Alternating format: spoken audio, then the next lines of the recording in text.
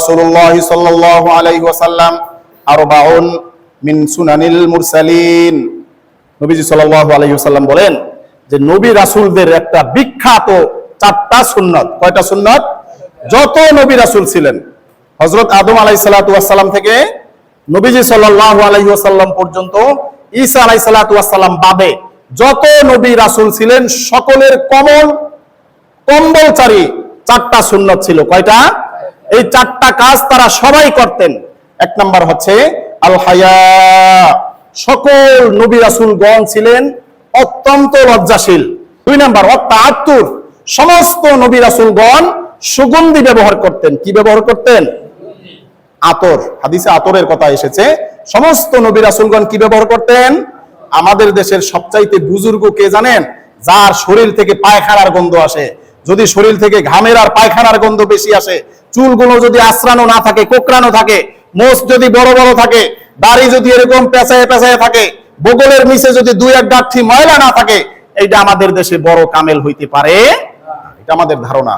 কোন ব্যক্তি যদি পরিষ্কার পরিচ্ছন্ন থাকে, কোন হুজুর কোন পিশাব যদি পরিষ্কার পরিচ্ছন্ন থাকে, দামি কাপড় ব্যবহার করে, আমরা মনে করি যে এটা দুনিয়াদার হয়ে গেছে। তা পিরসাব মানে কি?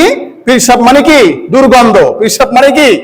শরীর থেকে গন্ধ আসবে, মুখের দাঁত লাল হয়ে যাবে। এইগুলো হচ্ছে আমাদের ধারণা। আর নবী রাসূলদের সুন্নাত কি ছিল? আতর। কি ছিল? 3 নাম্বার হচ্ছে ওয়াসিওয়াক, মেসওয়াক। 3 নাম্বার কি? মেসওয়াক। এজন্য নবী রাসূলদের আরেকটা সুন্নাত কি? মেসওয়াক করা। আরেকটা সুন্নাত কি? আর 4 নাম্বার হচ্ছে আন-নিকাহু। সমস্ত নবী রাসূলগণ বিবাহ করেছেন। সমস্ত নবী রাসূলগণ কি করেছেন? কোন পীর সাহেব, কোন ইমাম সাহেব যদি বিয়ে ছাড়া থাকে, তাইলে তো আমাদের মনে হয় যে কামেল হয়ে গেছে, বিয়েই করে নাই। কি করে নাই? কথা কয় না।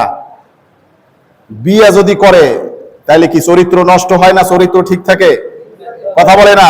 তাহলে আমাদের মানদণ্ড কারা তৈরি করে দিল?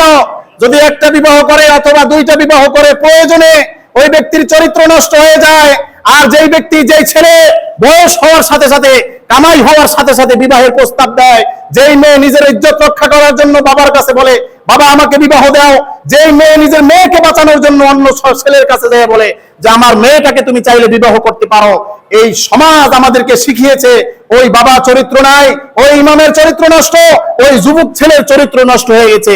এটা আমাদের সমাজ আমাদেরকে শিখিয়েছে।